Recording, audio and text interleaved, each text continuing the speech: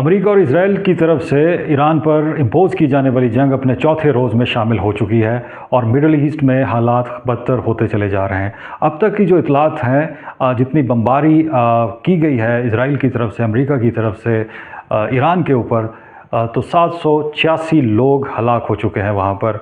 और जो इतलात आ रही हैं कि जो ईरान की तरफ से मिडल ईस्ट के अंदर, ख़ास तौर पर गल्फ़ कंट्रीज़ के अंदर, जहाँ पर सऊदी अरेबिया है, जहाँ पर कतर है, जहाँ पर बहरीन है, ये सारे जितने भी इलाके हैं वहाँ पर जो अटैक किया गया है ईरान की तरफ से, क्योंकि वहाँ पर अमरीकी फ़ौजी अड्डे भी मौजूद हैं, वहाँ पर कौंसल खाने भी मौजूद हैं, तो उसके बाद वहाँ पर बहुत ही कशमकश की सूरत हाल है और लोग वहाँ से छोड़कर जा रहे हैं। आपको पता होना चाहिए, जो गल्फ़ है, गल्फ़ स्टेट्स हैं, वो एक इन्वेस्टमेंट का हब बनी हुई हैं। जो अब तक की इतलात हैं, जो रोनाल्डो हैं, जो कि फ़ुटबॉल के नामवर खिलाड़ी हैं, जो कि सऊदी अरेबिया के अंदर एक फ़ुटबॉल क्लब में भी खेलते हैं, वो भी छोड़कर जा चुके हैं। सूरत हाल बिगड़ती चली जा रही है। अमेरिका जिस मकसद के लिए वहाँ पर आया था कि वो फ़ोर्स कर लेगा, अपने पहले बहरी बेड़े को लेकर आया कि उसके ज़रिए से वो उनको कोर्स करते हुए अपने जितने भी उसके मतलबात थे कि ये अपनी यूरेनियम की इनरिचमेंट छोड़ दे और ये अपने बैलिस्टिक मिसाइल्स को छोड़ दे और वो रिजीम चेंज कर दे, और उसका ये ख्याल था कि लोग निकल आएंगे तो सारा कुछ हो जाएगा, लेकिन अभी तक नहीं हो रहा। अब अमेरिका की स्ट्रैटेजी कुछ और तरह की होती चली जा रही है कि इतना ज़्यादा उसके ऊपर बमबारी की जाए, इस कदर उसको मजबूर कर दिया जाए। और जिस तरह की इतलात आ रही हैं कि अब तेहरान का कोई ऐसा एरिया नहीं रहा जहाँ पर अटैक ना हो रहा हो, तो उसके नतीजे में क्या होगा, वहाँ पे केओस पैदा किया जाए।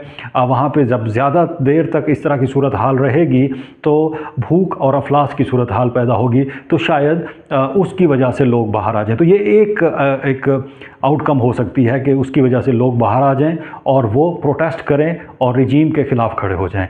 दूसरी जो एक पहलू हो सकता है कि जी क्या हो सकता है कि जो वहाँ पे IRGC है, जो कि आप कह लें कि पासदारान इनकलाब हैं, वो इस कदर उनको, जिस तरह से उनके रहनुमाओं को कत्ल किया गया है और आगे मुस्तकबिल में जाकर और ज़्यादा डिकैपिटेशन की जाए और ज़्यादा लोगों को वहाँ पर जो है उनकी क़यादत को ख़त्म किया जाए, जिस तरह से वहाँ पर इदारों के ऊपर अटैक किया जा रहा है, जिस तरह से सरकारी इदारों के ऊपर अटैक किया जा रहा है, स्कूलों पे और बाकी जगहों पे अटैक किया जा रहा है, तो सबसे बड़ी उनकी कोशिश ये है कि उनको झुकाया जा सके, तो उसके बाद फिर वो समझौता करने पर तैयार हो जाएं।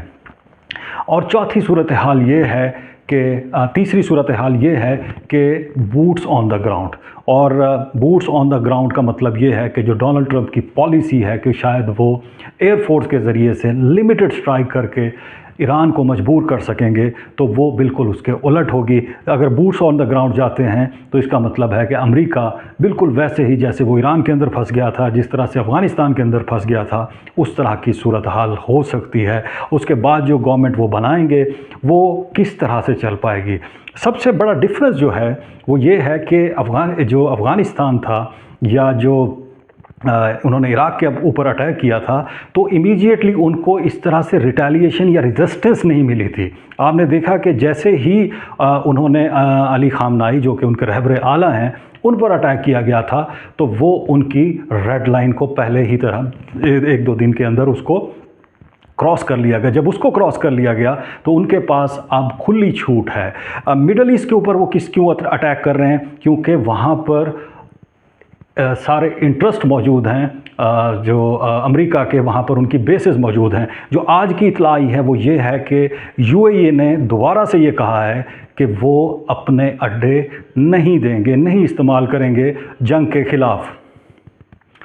UAE ने यह कहा है कि वो अपने अड्डे नहीं देंगे और वो ईरान के ख़िलाफ़ इनको जंग में इस्तेमाल नहीं होने देंगे। ये क्यों किया जा रहा है? देखिए, जो UAE है या जो सऊदी अरेबिया है, ये सारे के सारे जो गल्फ़ कंट्रीज़ हैं, यहाँ पर बहुत ज़्यादा इन्वेस्टमेंट है, फॉरेन इन्वेस्टमेंट है। और एक कुछ अरसे में ये एक परसेप्शन बन गई थी कि these are the safest places हैं ये यहाँ पर इन्वेस्टमेंट के लिए। दुबई के अंदर देखिए, और जो रिसेंटली आपने देखा कि सऊदी अरेबिया के अंदर भी इसी कॉन्टेक्स्ट में बड़े बड़े शहर नए आबाद किए जा रहे हैं ताकि दुनिया को इस तरफ लाया जा सके, ताकि दुनिया यहाँ पर आके इन्वेस्टमेंट करे। और वहाँ पर पूरी दुनिया के जो मिलियनर्स हैं, जो बिलियनर्स हैं, उन्होंने बड़ी इन्वेस्टमेंट कर रखी है।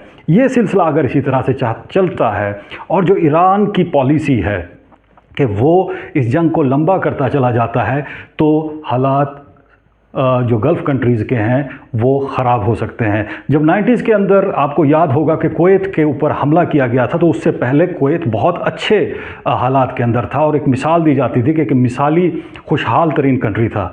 लेकिन उसके बाद आप देखिए कि इराक़ के इन्वेड करने के बाद अभी भी कुवैत उस लेवल तक नहीं पहुंच सका। और ज़रा सोचिए कि अगर ये जंग प्रोलॉन्ग करती है तो गल्फ़ कंट्रीज़ किस तरह से रिवाइव कर सकेंगे, किस तरह से अपनी परसेप्शन बेहतर कर सकेंगे, किस तरह से इन्वेस्टर्स को वापस ला सकेंगे। और हर्मुज़ स्ट्रेट जो कि 25 से 30 किलोमीटर की एक पट्टी है जो ईरान के साथ होकर गुज़रती है, उसको एक तरह से अब बंद कर दिया गया है। कोई मूवमेंट वहाँ से नहीं हो रही है। जब वहाँ से कोई मूवमेंट नहीं हो रही तो LNG वहाँ से नहीं गुज़र पा रही, तेल वहाँ से नहीं गुज़र पा रहा, जिसका इम्पैक्ट ना सिर्फ जनूबी एशिया के ऊपर बल्कि यूरोप के ऊपर उससे भी गहरा पड़ रहा है।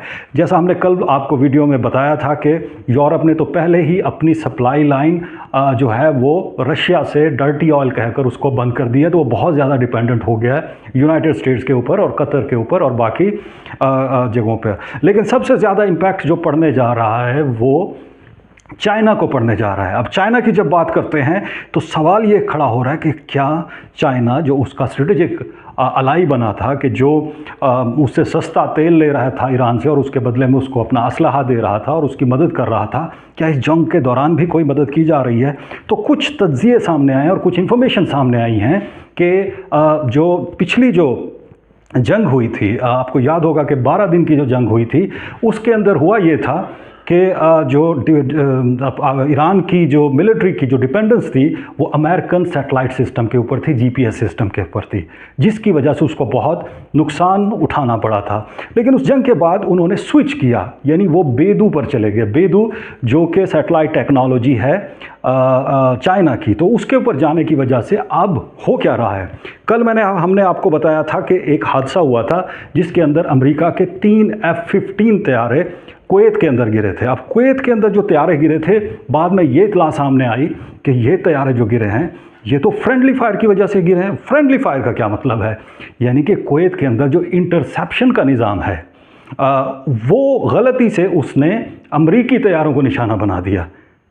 ये कैसे हो सकता है?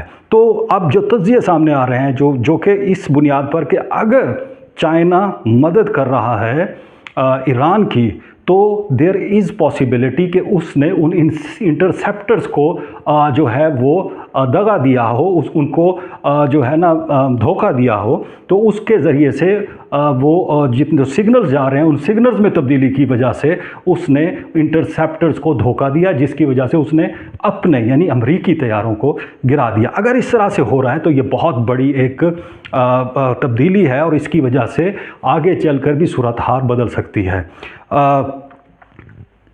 चाइना अगर उसकी मदद कर रहा है इस तरह से, और अगर जैसा कि हमने कहा था कि ईरान के पास अगर स्टॉक पाइल मौजूद है, वो आहिस्ता आहिस्ता से उनको इस्तेमाल कर रहा है, तो फिर इसका मतलब है कि वो जंग को प्रोलॉन्ग करने में कामयाब हो सकता है। जितनी ज़्यादा जंग लंबी होती है तो प्रेशर बढ़ेगा मिडल ईस्ट के ऊपर कि वो अमेरिका से कहें कि इसकी वजह से आपकी या इसराइल की वजह से उनकी मईशत तबाह हो रही है, उनकी सर्वाइवल का मसला बन रहा है।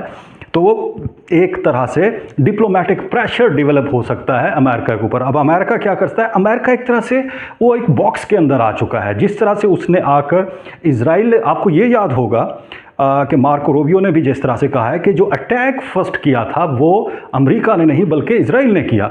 अब ये अटैक होने के बाद उसके अंदर जो रीज़न पेश की गई कि चूँकि इसराइल ने अटैक कर दिया था ईरान के ऊपर, तो अमेरिका कंपेल हो गया, क्योंकि उसको ये डर था कि अगर ईरान पर इसराइल ने अटैक कर दिया है तो अब ईरान जो है वो अमरीकी जो तनसीबात हैं, जो उसके एसेट्स हैं गल्फ़ कंट्रीज़ के ऊपर अंदर, तो उस पर वो अटैक कर सकता है। तो इस बुनियाद पर उनकी रीज़न खुद कांग्रेस के अंदर, खुद अमेरिका के अंदर नाकाम हो गई है, क्योंकि आपको हमने कल बताया था कि पेंटागन ने जो रिपोर्ट पेश की थी उसके मुताबिक कोई ख़तरा नहीं था अमेरिका को ईरान के साथ, कोई उसका प्लान नहीं था कि अमेरिकन एसेट्स के ऊपर या किसी पर अटैक किया जाए। लेकिन चूंकि उस पर अटैक किया गया पहले इजराइल की तरफ से, तो अब अमेरिका को भी उस जंग में कूदना पड़ा। तो इसका मतलब है कि इस सारी जंग को डोनाल्ड ट्रंप नहीं चला रहे बल्कि नेतन्याहू इसको चला रहे हैं। जो आगे की हमें इतलात मिली है कि इसराइल अब लेबनान के अंदर घुस रहा है और लेबनान के अंदर घुसते हुए उसने 80 सूबों को वार्निंग जारी कर दी है कि वहाँ पर वो अटैक भी कर सकता है और हो सकता है कि इजराइल अपने बूट्स ऑन ग्राउंड भी वहाँ पे रख ले। तो ये इजराइल का और नेतन्याहू का जो प्लान है उसके मुताबिक वो ट्रंप को ड्राइव करता हुआ नज़र आ रहा है। ये अब तक की इतलात हैं और इसके बाद जो भी हमारे डेवलपमेंट्स होती हैं 5वें दिन में क्या होता है ये हम आपको आगे चलकर बताएंगे।